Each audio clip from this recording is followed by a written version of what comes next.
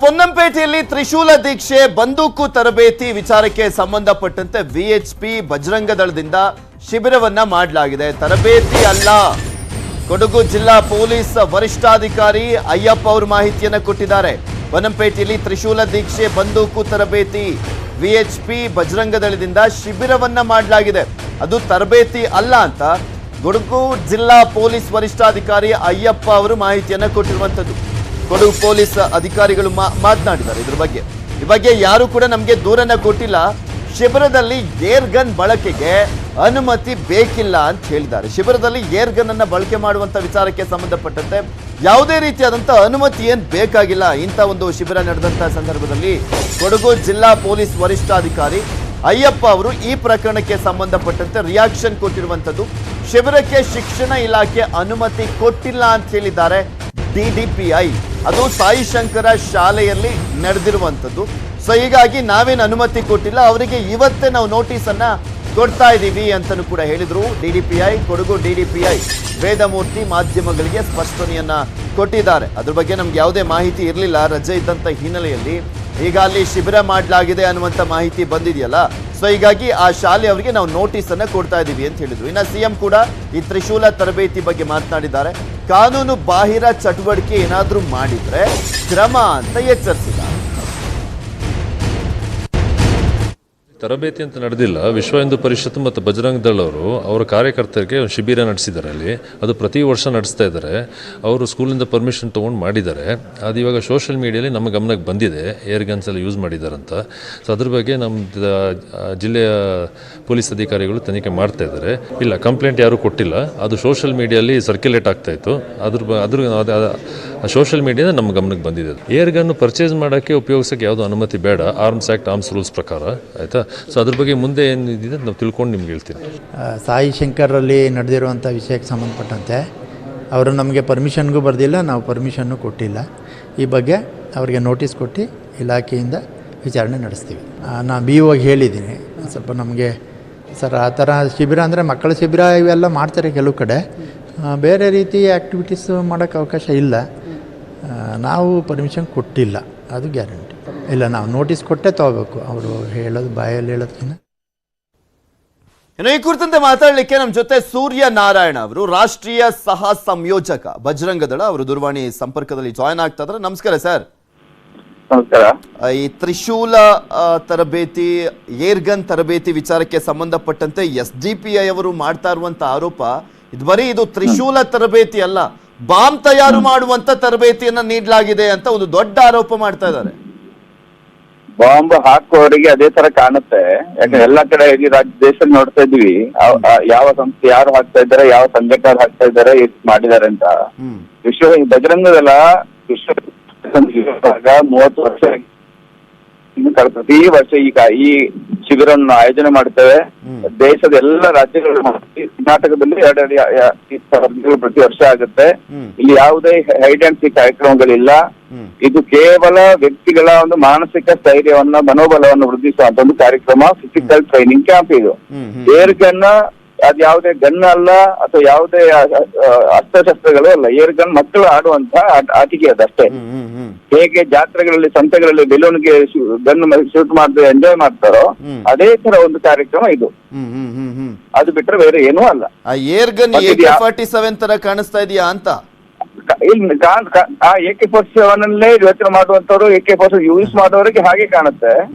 ಅದನ್ನ air gun ತರಾಗಿ ನೋಡುವಂತವರಿಗೆ, ಅದನ್ನ enjoy ಮಾಡುವಂತವರಿಗೆ, ಆಟ ಆಡುವಂತವರಿಗೆ ಮಾತು ಮುಂದುವರಿಸ್ತಾ ಹೇಳ್ತಾರೆ, ಕೇರಳ ಮತ್ತೆ ದಕ್ಷಿಣ ಕರ್ನಾಟಕ ಭಾಗದಿಂದ ಬಂದಿರುವಂತ ಸಂಘ ಪರಿವಾರದವರು ಟ್ರೈನಿಂಗ್ ಕೊಡ್ತಾ ಇರೋದು ಬಾಂಬ್ ತಯಾರು ಮಾಡೋದು ಹೇಗೆ ಅಂತ. ಬಿಕಾಸ್ ಅವರು ಎಕ್ಸ್ಪರ್ಟ್ ಗಳಿದ್ದಾರೆ ಅಲ್ಲಿ ಬಾಂಬ್ ತಯಾರು ಮಾಡೋದ್ರಲ್ಲಿ ಅಂತನೂ ಆರೋಪ ಮಾಡ್ತಿದ್ದಾರೆ ಅವರು.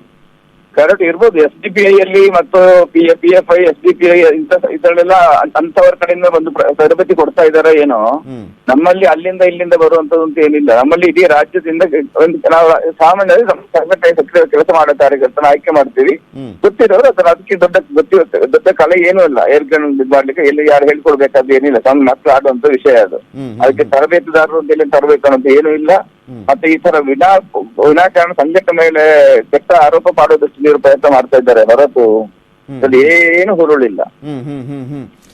ಆಕ್ಚುಲಿ ಉದ್ದೇಶ ಇಲ್ಲಿ ಮೈನ್ ಆಗಿ ಆತ್ಮಸ್ಥೈರ್ಯವನ್ನ ತುಂಬಲಿಕ್ಕೆ ಆತ್ಮರಕ್ಷಣೆಗೋಸ್ಕರ ಈ ತರಬೇತಿಯನ್ನ ಕೊಡ್ಲಾಗ್ತಿದ್ಯಾ?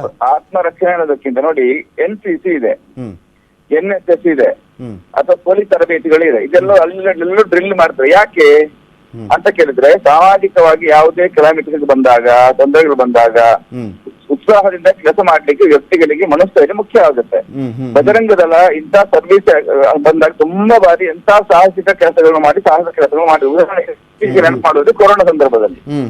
ಸುಮಾರು 4-5 ರಾಜ್ಯಗಳಲ್ಲಿ ಅಂತ ಯಾರೂ ಮುಟ್ಟದ ಸಂದರ್ಭದಲ್ಲಿ ಕೂಡ ಇವರು ದೋಣಿಗಳನ್ನ ಹಾಕಿ ಪೂರ್ತಿ ಅದನ್ನು ದೇಹ ಶವಸಂಸ್ಕಾರ ಮಾಡಿದಂತ ಕೆಲಸವನ್ನು ಬಜರಂಗ ಕಾರ್ಯಕರ್ತರು ಮಾಡಿದ್ದಾರೆ. ಇದೆಲ್ಲೂ ಜನಗಳಿಗೆ ಗೊತ್ತಿರುವಂತ ವಿಷಯನೇ. ಇದೆಲ್ಲವೂ ಮಾಡಬೇಕಿದ್ರೆ ಎಲ್ಲರಿಗೂ ಅಷ್ಟು ಸುಲಭ, ಕೆಲವು ಮನೋಬಲ ಗಟ್ಟಿ ಇರಬೇಕಾಗುತ್ತೆ, ಧೈರ್ಯ ಬೇಕಾಗುತ್ತೆ. ಇದನ್ನ ಸಂಘಟನೆ ಹೇಳಿಕೊಡುವ ಕೆಲಸ ಮಾಡುತ್ತದೆ ವಿನಃ ಯಾವುದೇ ನಮ್ಮಲ್ಲಿ ಭಯೋತ್ಪಾದನೆ ಮಾಡ್ಲಿಕ್ಕೆ ಹೋಗುದಿಲ್ಲ. ಸೂರ್ಯನಾರಾಯಣ ಅವರೇ, ಇದು ಬಜರಂಗ ದಳದ ಕಾರ್ಯಕರ್ತರಿಗೆ ಮಾತ್ರ ಅಥವಾ ಯಾರೆಲ್ಲ ಉತ್ಸುಕರಿರ್ತಾರೆ ಅವ್ರಿಗೆಲ್ರಿಗೂ ಟ್ರೈನಿಂಗ್ ಕೊಡ್ತೀರಾ ಈ ತರ? ನಾವು ಸಂಘಟನೆಯಲ್ಲಿ ನಮಗೆ ಬಜರಂಗ ದಳ ಒಂದು ಸಂಘಟನೆ ಇದು. ಈ ಸಂಘಟನೆಗೆ ಮಾತಾಡ್ತೀನಿ. ಸೂರ್ಯನಾರಾಯಣ ಅವರೇ, ನಮ್ ಜೊತೆ ಅಫ್ಸರ್ ಕೊಡ್ಲಿಪೇಟೆ SDPI ಮುಖಂಡರು ದೂರವಾಣಿ ಸಂಪರ್ಕದಲ್ಲಿ ಜಾಯ್ನ್ ಆಗ್ತಾ ಇದಾರೆ. ನಮಸ್ಕಾರ ಅಫ್ಸರ್ ಕೊಡ್ಲಿಪೇಟೆ ಅವರೇ. ಹೇಳಿ ಸರ್. ನೀವು ಈಗ ಮಾಡ್ತಾ ಇರುವಂತ ಆರೋಪ ಇಲ್ಲಿ ಮೇನ್ ಆಗಿ ಬಾಂಬ್ ತಯಾರು ಮಾಡುವಂತ ತರಬೇತಿಯನ್ನ ನೀಡಲಾಗ್ತಾ ಇದೆ ಅಂತ ನೇರ ಆರೋಪ ಮಾಡ್ತಾ ಇದ್ದೀರಾ. ಅದೇ ದೂರನ್ನ ಕೂಡ ಕೊಟ್ಟಿದ್ದೀರಾ? ಇಲ್ಲ, ಬಾಂಬ್ ತರಬೇತಿ ಮಾಡ್ತಾ ಇದಾರಂತೆ ಅಲ್ಲ, ಇವರ ಇತಿಹಾಸವನ್ನ ನೋಡ್ಬೇಕಾದ್ರೆ, ಸಂಘ ಪರಿವಾರದ ಇತಿಹಾಸ ನೋಡ್ಬೇಕಾದ್ರೆ ಹಲವಾರು ಬಾಂಬ್ ಬ್ಲಾಸ್ಟ್ ಪ್ರಕರಣಗಳಲ್ಲಿ ಇವರ ನಾಯಕರು ಅರೆಸ್ಟ್ ಆಗಿದ್ದಾರೆ. ಕರ್ನಾಟಕದ ಗೌರಿ ಲಂಕೇಶ್ ಅನ್ನ ಗುಂಡಿಕ್ಕಿ ಕೊಂದಂತಹ ಏನು ವ್ಯಕ್ತಿಗಳಿಗೂ ಕೂಡ ಇದೇ ರೀತಿಯಾದಂತಹ ರೈಫಲ್ ಟ್ರೈನಿಂಗ್ ಅನ್ನು ಕೊಡಲಾಗಿತ್ತು ಸುಳ್ಯದ ಅಭಯಾರಣ್ಯದಲ್ಲಿ ಅಂತೇಳಿ ತನಿಖೆಯಿಂದ ಸತ್ಯಾಂಶ ಹೊರಗೆ ಬಂದಿದೆ. ಆ ನಿಟ್ಟಿನಲ್ಲಿ ಈ ಕ್ಯಾಂಪಿನ ಸಮಗ್ರ ತನಿಖೆ ಆಗ್ಬೇಕು ಅಂತ ನಾವು ಆಗ್ರಹ ಮಾಡಿದ್ದೇವೆ. ಇಷ್ಟೊಂದು ಬೃಹತ್ ಪ್ರಮಾಣದಲ್ಲಿ ಗನ್ಗಳು ಎಲ್ಲಿಂದ ಬಂತು, ತ್ರಿಶೂಲಗಳು ಎಲ್ಲಿಂದ ಬಂತು? ಈ ನೆಲದಲ್ಲಿ ಒಂದು ಕಾನೂನಿದೆ, ಆರ್ಮ್ಸ್ ಆಕ್ಟ್ ಅಂತ ಹೇಳಿದ್ರೆ ಯಾವುದೇ ಪ್ರೈವೇಟ್ ಸಂಘ ಸಂಸ್ಥೆಯವರಿಗೆ ಯಾವುದೇ ಶಸ್ತ್ರಾಸ್ತ್ರ ತರಬೇತಿ ಕೊಡ್ಲಿಕ್ಕೆ ಅವಕಾಶ ಇಲ್ಲ. ಒಂದು ವೇಳೆ ಅಲ್ಲಿನ ಪೊಲೀಸ್ ವರಿಷ್ಠಾಧಿಕಾರಿ ಮಾತನಾಡಿದ್ದಾರೆ, ಅಯ್ಯಪ್ಪ ಅನ್ನೋರು ಈ ಶಿಬಿರ ನಡೆದಿದೆಯಲ್ಲ ಏರ್ ಗನ್ನಿಗೆ ಯಾವುದೇ ಪರ್ಮಿಷನ್ ಏನ್ ಬೇಕಾಗಿಲ್ಲ ಅಂತ ಹೇಳಿದ್ದಾರೆ. ಯಾರು ಹೇಳಿರೋದು? ಅಯ್ಯಪ್ಪ ಅವರು, ಪೊಲೀಸ್ ಅಧಿಕಾರಿ ಕೊಡಗು. ಹೌದು, ಅಯ್ಯಪ್ಪ ಇದ್ದೇನೆ, ಪೊಲೀಸ್ ಸೂಪರಿಂಟೆಂಡೆಂಟ್ ಆಫ್ ಪೊಲೀಸ್ ಅವರೇ. ಏರ್ ಗನ್ನಿಗೆ ಯಾವುದೇ ಟ್ರೈನಿಂಗ್ ಪರ್ಮಿಷನ್ ಬೇಕಾಗಿಲ್ಲ ಅಂತ ಹೇಳಿದ್ರೆ, ನಾಳೆ ದಿನ ಆ ಏರ್ ಗನ್ ನಿಂದ ಏನು ಟ್ರೈನಿಂಗ್, ಯಾವ ಉದ್ದೇಶಕ್ಕೆ ಟ್ರೈನಿಂಗ್ ಕೊಡ್ತಾ ಇದ್ದಾರೆ ಅಂತ ಹೇಳಿ ನಿಮಗೆ ಗೊತ್ತಿದೆಯಾ?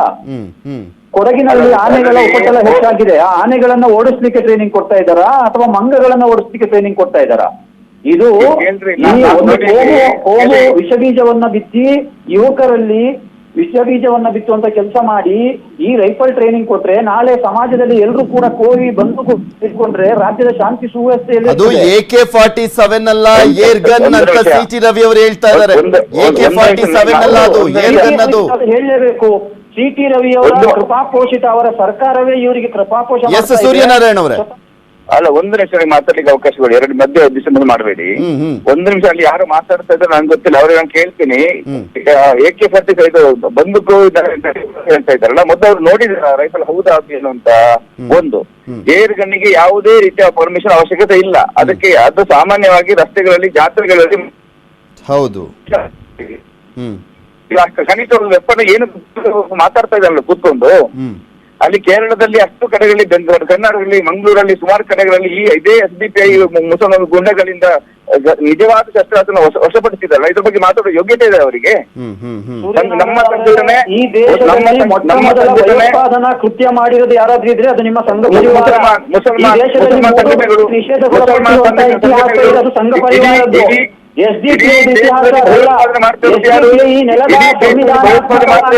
ರಾಷ್ಟ್ರೀಯ ರಾಜಕೀಯ ಪಕ್ಷವಾಗಿ ಸಂವಿಧಾನದ ಆಶಯವನ್ನ ಜಾರಿ ಮಾಡ್ಲಿಕ್ಕಾಗಿ ಕಟಿಬದ್ಧವಾಗಿ ಕೆಲಸ ಮಾಡ್ತಿರೋ ರಾಷ್ಟ್ರೀಯ ರಾಜಕೀಯ ಪಕ್ಷ.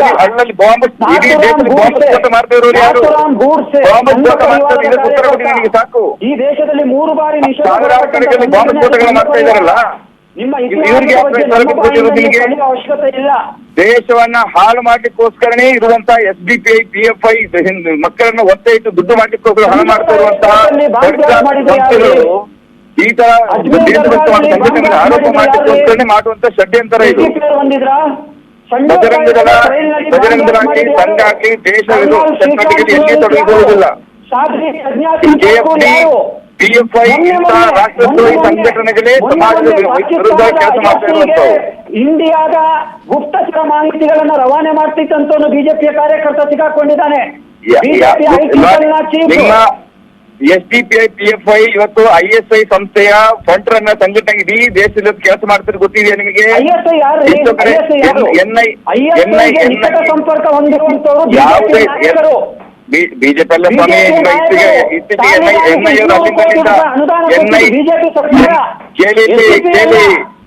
NIA ತಂಡದವರು ಕರ್ನಾಟಕದ ಮೂಲ ಮುಸಲ್ಮಾನ ಎತ್ಕೊಂಡು ಹೋಗ್ತಾ ಇದಾರಲ್ಲ, ಇವ್ರು ಯಾರು ಎಲ್ಲ ದೇಶಭಕ್ತರ ತಗೊಂಡು ಹೋಗ್ತಾ ಇದಾರಲ್ಲ, ಅರ್ಥ ಮಾಡ್ಕೋಬೇಕು ನೀವು. ಸ್ವಯಂ ಸೇವಕ ಸಂಘ 3 ಬಾರಿ ನಿಷೇಧಗೊಳಪಟ್ಟಿದೆಯೋ ಇಲ್ವೋ?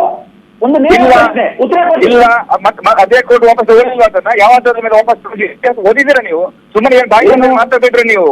ಸರ್ಕಾರ ನಿಷೇಧ ಹೇರಿದ್ದು ಹೌದು, ವಾಪಸ್ ಓದಿಲ್ಲ ಸರ್ಕಾರ ಅದನ್ನ. ಮಹಾತ್ಮ ಗಾಂಧೀಜಿಯನ್ನು ಗುಂಡಿಕ್ಕಿ ಕೊಂಡಿದ್ದಾನೋ ಇಲ್ವಾ?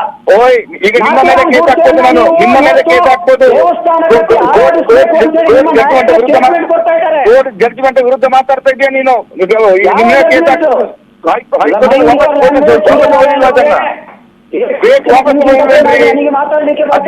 ಜಡ್ಜ್ಮೆಂಟ್ ಓದಿಲ್ಲ ನೀನು? ನಾಳೆಗೆ ಬಿಗಿ ಹಿಡಿದು ಮಾತಾಡು. ನಾಳೆ ನೀನು ಮಾತಾಡ್ಬೇಕು, ನಾಳೆಗೆ ಬಿಗಿ ಹಿಡಿದು ಮಾತಾಡ್ಬೇಕದು ನೀನು.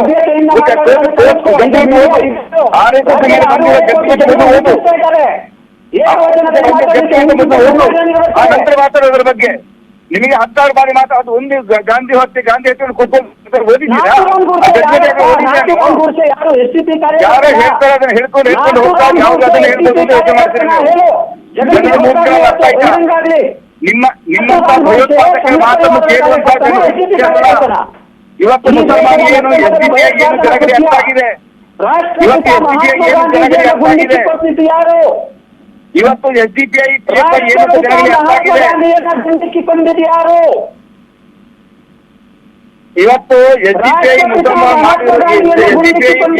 ಏನು ಗೊತ್ತಿದೆ? SDPI ಕಾರ್ಯಕರ್ತನ, ಸಂಘ ಪರಿವಾರದ ಕಾರ್ಯಕರ್ತನ, ಯಾರೇ ಇರ್ಬೋದು. RSS ಅಲ್ಲ, ಯಾರು ನೋಡಿ ನೀವು ಯಾರು ಅಂತ. RSS ಅಲ್ಲ, RSS ಅಲ್ಲ ಒಳಪಟ್ಟಂತ ಸಂಘಟನೆ ಯಾವುದು? ನಿಷೇಧ ತೆಗೆದು ನಾನು ಕೋರ್ಟ್ ಆರ್ಡರ್ ಓದೋಣ ಮೊದಲು. ಬ್ಲಾಸ್ಟ್ ಅಲ್ಲಿ ಅರೆಸ್ಟ್ ಆಗಿರುವ ಯಾವ್ಯಾವ ಎಲ್ಲೆಲ್ಲಿಗೂ ಲಿಂಕ್ ಮಾಡಿ ಮಾಡುವಂತ ಅವಶ್ಯಕತೆ ಇಲ್ಲ. ಕರ್ನಾಟಕದಲ್ಲಿ ಎಷ್ಟು ಕಡೆಗಳಿಂದ ಶಸ್ತ್ರಾಸ್ತ್ರಗಳು ವಶಪಡಿಸಿದ್ದಾರೆ ಅನ್ನೋ ಪ್ರತಿ ವರ್ಷ ಹಿಡಿತಾ ಇದ್ದಾರೆ. ಇಸ್ಲಾಂನ ಉದ್ದೇಶ ಏನು? ಕಾನೂನು ಚಟುವಟಿಕೆ ಮಾಡಿ ಎಕ್ಸಾಂಪಲ್ ಕೊಡಿ. ಒಂದೇ ಒಂದು ಕಾನೂನು ಬಾಹಿರ ಚಟುವಟಿಕೆ ಮಾಡಿ ಎಕ್ಸಾಂಪಲ್ ಕೊಡಿ. ವಾದ ಮಾಡಬೇಕು ಅಂದ್ರೆ ವಾದ ಮಾಡಿ. ಈ ವಿಷಯದ ಬಗ್ಗೆ ಮಾತಾಡಬೇಕು, ಈ ವಿಷಯ ಬಗ್ಗೆ ಮಾತಾಡು. ಬೇರೆ ಯಾವ್ದನ್ನ ಮಾತಾಡೋ ಅವಶ್ಯಕತೆ ಇಲ್ಲ. ಕಾನೂನು ಉಲ್ಲಂಘನೆಯ ಪ್ರಕರಣಗಳನ್ನ ನಾನು ಲೀಸ್ಟ್ ಔಟ್ ಮಾಡಬಲ್ಲೆ. ದಾರಿ ತಪ್ತಾ ಇದೆ ಅಫ್ಸರ್ ಕೊಡ್ಲೆಪೇಟೆ ಅವರೇ, ದಾರಿ ತಪ್ತಾ ಇದೆ ಇದು. ಈ ವಿಚಾರ ದಾರಿ ತಪ್ತಾ ಇದೆ. ನೀವು ಮೇನ್ ಆಗಿ ಒಂದು ಆರೋಪ ಮಾಡಿದ್ರಿ, ಕೇರಳ ಮತ್ತು ದಕ್ಷಿಣ ಕನ್ನಡದ ಸಂಘ ಪರಿವಾರದವರಿಗೆ ತುಂಬಾ ಎಕ್ಸ್ಪರ್ಟ್ ಅವರು ಬಾಂಬ್ ತಯಾರು ಮಾಡೋದ್ರಲ್ಲಿ ಅನ್ನುವಂತ ಮೇನ್ ಆರೋಪವನ್ನ ಕೂಡ ಮಾಡ್ತಾ ಇದ್ರಿ ನೀವು. ಸರ್ಕಾರ ಸತ್ಯೋಗಿದೆಯಾ ರಾಜ್ಯದಲ್ಲಿ? ನೀವು ಆರೋಪ ಮಾಡ್ತಾ ಇದ್ರಿ, ಅದನ್ನ ದೂರ ಕೊಡೋ ಸಂದರ್ಭದಲ್ಲಿ ಬಂದು ಹೊರಗಡೆ ಹೇಳಿಕೆ ಕೊಟ್ರಿ. ಮುಖಾಂತರ ರಾಜ್ಯದ ಜನರಲ್ಲಿ ಮನವಿ ಮಾಡಿಕೊಳ್ಳುವಂತದ್ದು, ಈ ತ್ರಿಶೂಲ ದೀಕ್ಷೆ, ಈ ಬಂದೂಕು ತರಬೇತಿ, ಇದ್ಯಾವುದು ಕೂಡ ಸಮಾಜದ ಶಾಂತಿಯಾಗಿ ಸಮಾಜದ ಶಾಂತಿಯನ್ನ ಕೆಡಿಸಲಿಕ್ಕೆ, ಸಮಾಜದ ಸ್ವಾಸ್ಥ್ಯವನ್ನ ಕೆಡಿಸಬೇಕಾಗಿ ಇಂತಹ ಘಟನಾವಳಿಗಳಲ್ಲಿಯವರು ಇಂತಹ ಟ್ರೈನಿಂಗ್ ಗಳನ್ನು ಕೊಡ್ತಾ ಇರಬೇಕಾದ್ರೆ ಅಫ್ಸರ್ ಕೊಡ್ಲಿಪೇಟೆ ಅವರೇ, ಹಾಗೆ ಸೂರ್ಯನಾರಾಯಣ ಅವರೇ, ಯಾರು ಭಯೋತ್ಪಾದಕರು, ಯಾರು ಕೊಲೆಗಡಕರು, ಯಾರು ಈ ದೇಶದಲ್ಲಿ ಶಾಂತಿಯನ್ನ ಕದಡ್ತಾ ಇದ್ದಾರೆ ಅನ್ನುವಂಥದ್ದು ಇಡೀ ದೇಶದ ಜನರಿಗೆ ಗೊತ್ತಿದೆ. ಯಾರಿಗೂ ಗೊತ್ತಿಲ್ಲ ಅನ್ನುವಂಥದ್ದು ಏನಿಲ್ಲ, ಅವರಿಗೂ ಗೊತ್ತಿದೆ. ಸೊ ಅದಕ್ಕೋಸ್ಕರನೇ ತೀರ್ಮಾನಗಳನ್ನ ಮಾಡ್ತಾ ಇರುವಂಥದ್ದು. ಎಲೆಕ್ಷನ್ ಬಂದಂತ ಸಂದರ್ಭದಲ್ಲಿ ಯಾರಿಗೆ ಯಾವ ರೀತಿಯಾಗಿ ಯಾವ ಕಾರಣಕ್ಕೋಸ್ಕರ ವೋಟನ್ನ ಕೊಡಬೇಕು ಅನ್ನುವಂಥದ್ರ ಬಗ್ಗೆನೂ ಕೂಡ ಚಿಂತನೆ ಮಾಡೋದ್ರಲ್ಲಿ ಈಗ ಸ್ವಲ್ಪ ಬುದ್ಧಿವಂತರಿದ್ದಾರೆ ನಮ್ಮ ಜನ. ಥ್ಯಾಂಕ್ ಯು ಇಬ್ರು ಕೂಡ ನ್ಯೂಸ್ 18 ಜೊತೆ ಮಾತನಾಡಿದಕ್ಕೆ.